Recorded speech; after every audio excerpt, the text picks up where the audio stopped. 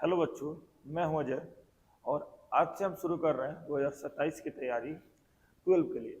Class 12 आप किसी board से पढ़ते हो, MP board, UP board, Bihar board, किसी भी आप बोर्ड से पढ़ते हैं। यदि आप चाहते हैं कि आप केमिस्ट्री बहुत अच्छे तरीके से, फिजिक्स बहुत अच्छे तरीके से और मैथ बहुत अच्छे तरीके से क्लास 12 की तैयारी करें, तो हमारे साथ जुड़ जाएं और अपने दोस्तों को भी जोड़ें, जिनसे उनकी तैयारी अच्छे से अच्छे हो सके। तो आज से हम शुरू करने वाले हैं इस वीडियो में चैप्टर 1 बिलियन। और ये हमारा केमिस्ट्री का फर्स्ट चैप्टर होने वाला है, बिलियन। तो इसके लिए हम एकदम बिना समय गवाए शुरू करेंगे आज का हम अपना टॉपिक, बिलियन। तो उसके लिए मैं आपको बताऊंगा सबसे पहले मिश्रण क्या होता है। और आप मिश्रण नहीं जानते हैं तो आप समझ नहीं पाएंगे कि बिलियन क्या होता है। बहुत ही बेसिक सी चीज़ है कि मिश्रण क्या होता है। आप सभी जाने कि मिश्रण क्या होता है। मिक्सर इंग्लिश में इसको बोला जाता है। तो मिश्रण क्या होता है कि जब दो या दो से अधिक पदार्थों को किसी भी अनुपात में आप मिला देते हैं तो मिश्रण प्राप्त होता है। जैसे आप घर पे चीनी और पानी को मिलाते हैं तो किसी को ज़्यादा चीनी डाल के पीने की आदत होती है, किसी को कम चीनी डाल के पीने की आदत होती है, मिश्रण बनता है। अगर आप ग्लूकोज पानी में डाल के पीते हैं तो वो भी क्या बनता है, मिश्रण बनता है। नमक और पानी का घोल बनाते हैं, मिश्रण बनता है। आटे को पानी में मिलाते हैं, वो भी क्या बनता है, मिश्रण बनता है। तो मिश्रण क्या होता है कि दो या दो से अधिक, दो या दो से अधिक पदार्थों को आपस में मिलाने से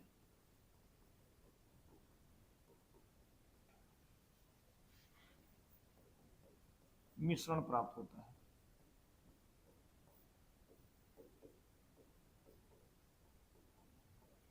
दो या दो से अधिक पदार्थों को आपस में मिलाने से क्या प्राप्त होता है, मिश्रण प्राप्त होता है। एग्जाम्पल जैसे में देख सकते हैं हम लोग, चीनी प्लस पानी। दूसरा एग्जाम्पल देख सकते हैं, चीनी, नमक और पानी, या नमक पानी। ये सभी क्या है, मिश्रण के एग्जाम्पल है। तो आइए आपको मिश्रण समझ में आया होगा कि मिश्रण क्या होता है। मिश्रण के बाद मिश्रण कितने प्रकार का होता है ये हमको जानना होगा। मिश्रण कितने प्रकार का होता है। तो मिश्रण होता है दो प्रकार का। मिश्रण कितने प्रकार का होता है, दो प्रकार का होता है। तो हम लिखेंगे कि मिश्रण दो प्रकार का होता है।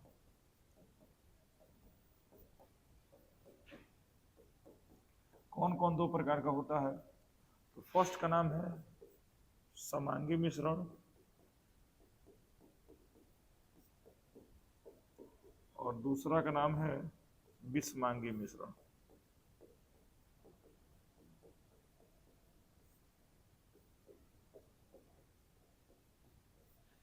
देखिए ध्यान से, समांगी मिश्रण कैसे कहेंगे और विषमांगी मिश्रण कैसे कहेंगे। आप अगर चीनी और पानी को घुलाएंगे तो पानी में चीनी क्या हो जाएगा, विलुप्त हो जाएगा। इसी पानी में नमक और चीनी को घुलाएंगे तो क्या होगा, चीनी और नमक दोनों विलुप्त हो जाएगा। नमक को केवल पानी में घुलाएंगे तो नमक भी विलुप्त हो जाएगा। लेकिन अगर हम बालू को पानी में विलुप्त कर दें यानी मिला दें तो बालू दिखता रहेगा, ठीक। या बालू भी दिखेगा और पानी भी दिखेगा उसमें।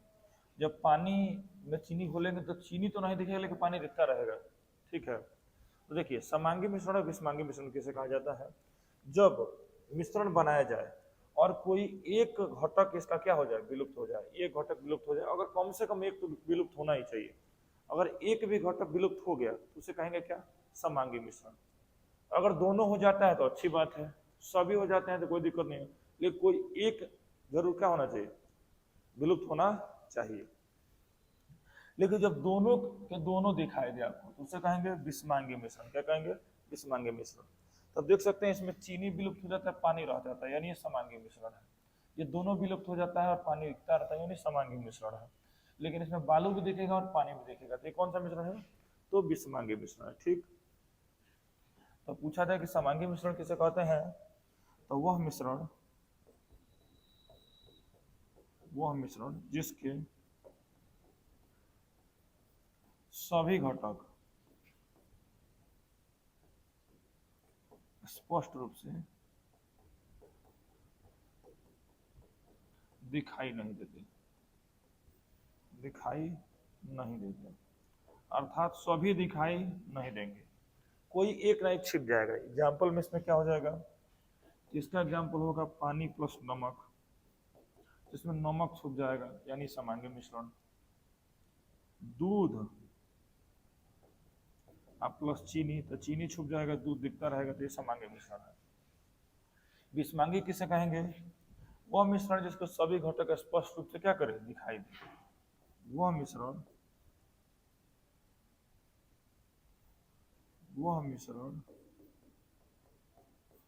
जिसके सभी घटक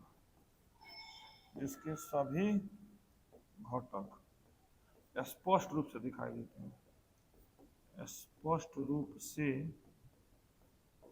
दिखाई देते हैं, इसे हम क्या कहेंगे, तो विषमांगी मिश्रण कहेंगे। एग्जाम्पल में आपको देख सकते हैं, बालू प्लस पानी।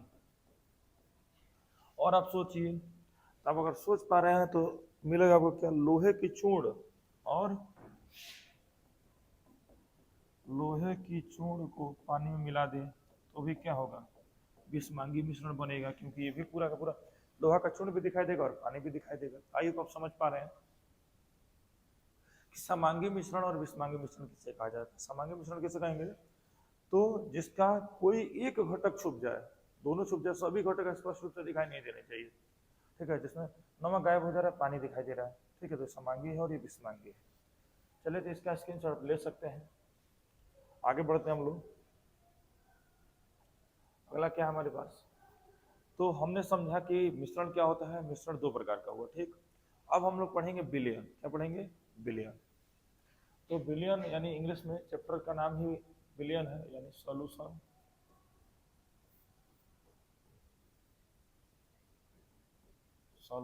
विलयन क्या होता है, तो विलयन एक प्रकार का मिश्रण होता है। कौन सा मिश्रण होता था, समांगी मिश्रण होता है। अगर आपसे पूछा जाए कि विलयन क्या है, तब बताएंगे कि समांगी मिश्रण को ही क्या कहा जाता है, विलयन कहा जाता है। समांगी मिश्रण को क्या कहा जाता है, विलयन कहा जाता है। एकदम एक लाइन में अगर आपसे समझना चाहें तो क्या कहेंगे कि दो या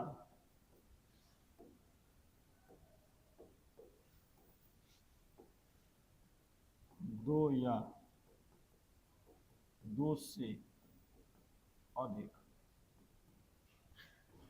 पदार्थों के समांगी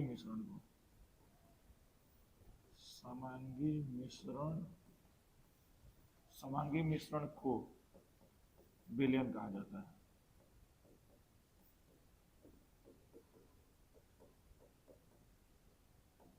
याद रखिएगा, दो या दो से अधिक पदार्थों के समांगी मिश्रण को क्या कहा जाता है, विलयन कहा जाता है। वो समांगी मिश्रण होना चाहिए, जैसे अभी हमने बताया कि दूध प्लस चीनी, ये समांगी मिश्रण था, यानी विलयन का एक भी एग्जाम्पल ये हो जाएगा, दूध प्लस चीनी।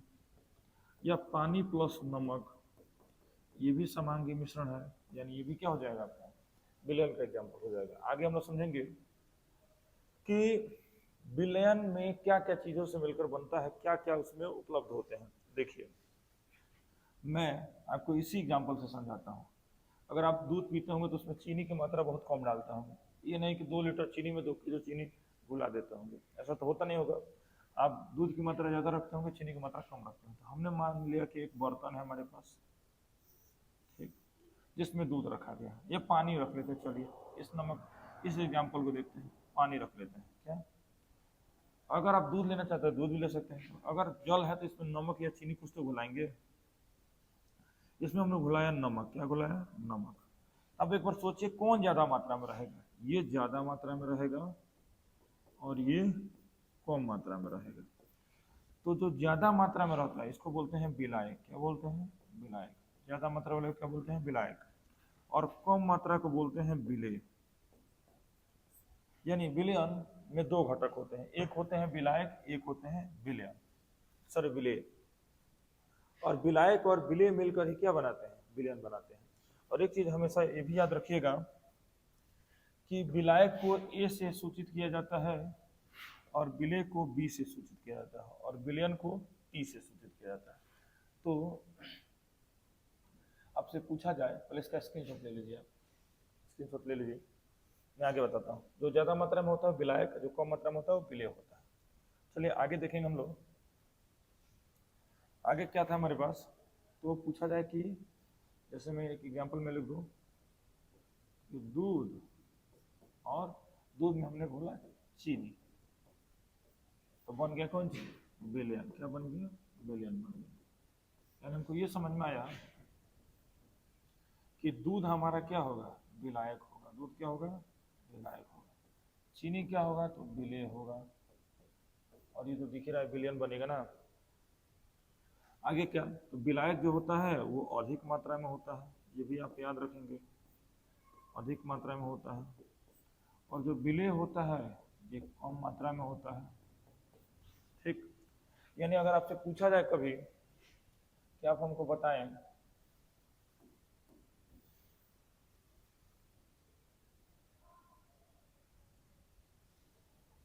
तो पूछा जाए कि विलायक किसे कहा जाता है, विलायक किसे कहा जाएगा, तो विलायक का आप डिफिनेशन क्या बताएंगे,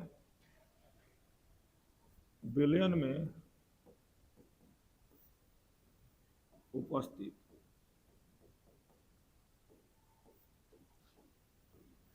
ज्यादा मात्रा वाला घटक। यानी विलयन में जो ज्यादा मात्रा में उपस्थित घटक है वही क्या है, विलायक है, विलायक कहलाता है। तो जो ज्यादा मात्रा में क्या कहलाएगा, विलायक कहलाएगा। अच्छा, विलेय किसे कहेंगे, तो विलयन में उपस्थित कम मात्रा वाला घटक क्या कहलाएगा, तो विलेय कहलाएगा। कम मात्रा वाला क्या कहलाएगा, तो विलेय कहलाएगा। और ज्यादा मात्रा वाला क्या कहलाएगा, विलायक कहलाएगा। या एक और डिफिनेशन कर सकते हैं कि जो विलेय को अपने अंदर घोलता है उसे क्या कहेंगे, विलायक कहेंगे।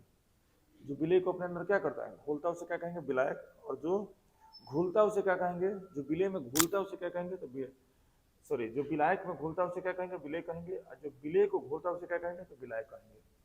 चलिए, तो इतना आपको समझ में आ गया, तो इसको उतार लीजिए। और एक चीज हमेशा याद रखेंगे, अभी मैंने लिखा था पीछे कि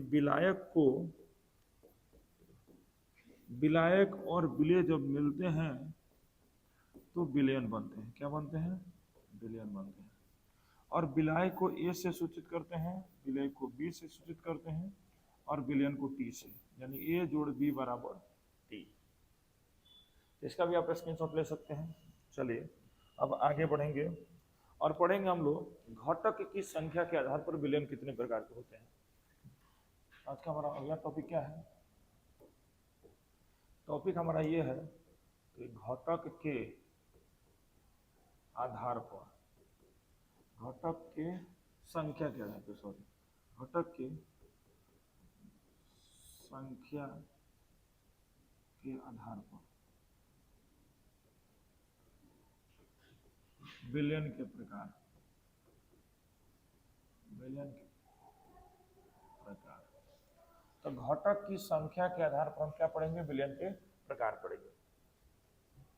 देखिए, हमने जब विलयन बनाया आपको, तो एक घटक दूध है, एक घटक चीनी है। इसमें कितने घटक हैं, दो घटक हैं। इसे कहेंगे द्विअंगी। द्विअंगी का मतलब जिसमें केवल दो घटक हो। अच्छा, एक और एग्जांपल मैंने पीछे लिखा था, जहां देखिए जरा हम लोग, चीनी, नमक तथा पानी। चीनी, नमक तथा पानी, इसमें कितने घटक हो गए, तीन घटक हो गए। इसे कहेंगे त्रिअंगी विलयन। और हमारे जो सिलेबस में दिया है मात्र द्विअंगी विलयन की बात करता है, इससे आगे तो बात करता नहीं है। तो केवल हम अपने सिलेबस में पढ़ेंगे द्विअंगी विलयन के बारे में। मैं लेकिन यहाँ पे आपको त्रिअंगी विलयन भी बताऊंगा। दो प्रकार के विलयन होते हैं। एक विलयन है पहला द्विअंगी विलयन, द्विअंगी विलयन। और द्विअंगी विलयन किसे कहेंगे, वह विलयन जिसमें, वह विलयन जिसमें केवल दो घटक हो, दो घटक हों। एग्जाम्पल आप देख सकते हैं, जल और प्लस नमक, इसमें कितने घटक? तो दो घटक, एक घटक और दो घटक। पानी या जल एक ही होता है, पानी प्लस चीनी, इसमें भी कितने घटक? तो दो घटक।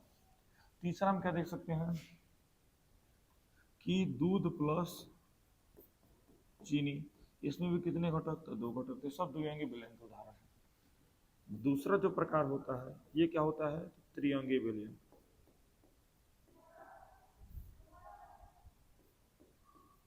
त्रिअंगी विलयन, त्रिअंगी विलयन किसे कहेंगे? तो वह विलयन जिसमें कितने घटक हो? तीन घटक हो, वह विलयन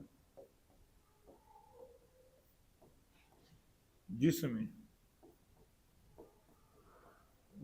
जिसमें तीन घटक हो। कितने घटक हो? तीन घटक हो। एग्जाम्पल आप देख सकते हैं, पानी में आप चीनी भी घोल दीजिए और नमक भी घोल दीजिए, ये क्या हो जाएगा? त्रिअंगी विलयन हो जाएगा। और एग्जाम्पल आप देख सकते हैं, इसी पानी में चीनी घोल दीजिए और नींबू घोल दीजिए, ये हो जाएगा आपका त्रिअंगी विलयन, जिसका भी आप स्क्रीनशॉट ले सकते हैं। तो आज हमने क्या क्या पढ़ा, इसका एक बार शॉर्ट रिवीजन कर लेते हैं। हमने सबसे पहले पढ़ा कि मिश्रण क्या होता है। तो जब दो या दो से अधिक पदार्थों को किसी भी अनुपात में मिलाते हैं तो क्या बनता है? मिश्रण बनता है। यानी चीनी और पानी को मिला देंगे, मिश्रण बनेगा। चीनी नमक पानी को मिला देंगे, मिश्रण बनेगा। बालू और पानी को मिला देंगे, मिश्रण बनेगा। ठीक है। और मिश्रण दो प्रकार का होता है, एक होता है समांगी मिश्रण, एक होता है विषमांगी मिश्रण। समांगी मिश्रण किसे कहेंगे? कि जिसका कोई एक घटक छुप जाए, मैंने दिखाई ना दे, तो उसे कहेंगे क्या? समांगी मिश्रण। तो मैंने डिफिनेशन क्या लिखा कि वह मिश्रण जिसके सभी घटक स्पष्ट रूप से दिखाई नहीं देते हैं। यानी कुछ तो दिखाई दे सकते हैं और दिखाई ना भी दे सकते हैं। ठीक है। यानी पानी और नमक, तो नमक दिखाई नहीं देता, पानी दिखाई देता है। ठीक है। अच्छा, विषमांगी मिश्रण किसे कहेंगे? वह मिश्रण जिसके सभी घटक स्पष्ट रूप से दिखाई देते हैं, जिसके एकदम सभी के सभी घटक स्पष्ट रूप से अगर दिखाई देंगे। पानी में बालू मिला दीजिए, दोनों दिखाई देगा, तो उसे बोलेंगे कौन सी? विषमांगी। लोहे का चूर्ण और पानी मिला दीजिए, दोनों दिखाई देगा, इसे कहेंगे क्या? विषमांगी मिश्रण। आगे हमने पढ़ा विलयन क्या होता है। दो या दो से अधिक पदार्थों के समांगी मिश्रण को क्या कहा जाता है? विलयन कहा जाता है। बस याद रखिए कि समांगी मिश्रण क्या होता है? विलयन होता है। और देखिए, विलयन दो चीजों से मिलकर बनेगा, तीन चीजों से, लेकिन हमारे सिलेबस में बस द्विअंगी विलयन के बारे में चर्चा किया। तो मैं दो अंगी विलयन का ही एग्जाम्पल आपको बताना चाहूंगा। दूध और पानी। तो दूध ज्यादा मात्रा में होता है, जो ज्यादा मात्रा में होगा विलायक होगा, ठीक। जो कम मात्रा में होगा विलेय होगा, विलायक। तो ज्यादा मात्रा में होगा विलायक होगा। देखिए बड़ा लिखा है, ज्यादा अक्षरों में लिखा है, इसलिए ज्यादा मात्रा में विलायक और कम मात्रा में विलेय होगा। आगे ये बताया गया है कि जो ज्यादा मात्रा में हो वो विलायक होगा, जो कम मात्रा में हो विलेय होगा। विलयन में से ज्यादा मात्रा वाला घटक क्या होता है? विलायक होता है, या जो विलेय को अपने अंदर घोलता है तो क्या होता है? विलायक होता है। और जो घोलता है वो क्या होता है? विलेय होता है। आगे हमने बताया कि घटक के आधार पर, घटक की संख्या के आधार पर विलयन कितने प्रकार का होता है? तो दो प्रकार का होता है। कौन कौन? द्विअंगी विलयन और त्रिअंगी विलयन। यही हमारे पास सिलेबस में दिया हुआ है। क्योंकि मैंने आपको त्रिअंगी बताया कि वह विलयन जिसके केवल कितने घटक हो? दो। घटकों की संख्या मात्र कितनी हो? दो हो। एग्जाम्पल देख सकते हैं आप, और त्रिअंगी विलयन। तो चलिए मिलते हैं नेक्स्ट वीडियो में। और वीडियो आपको पसंद आ रहा है तो वीडियो को एकदम लाइक करें, चैनल को सब्सक्राइब करें और अपने दोस्तों के पास भी शेयर अवश्य करें। चलिए मिलते हैं नेक्स्ट वीडियो में। धन्यवाद।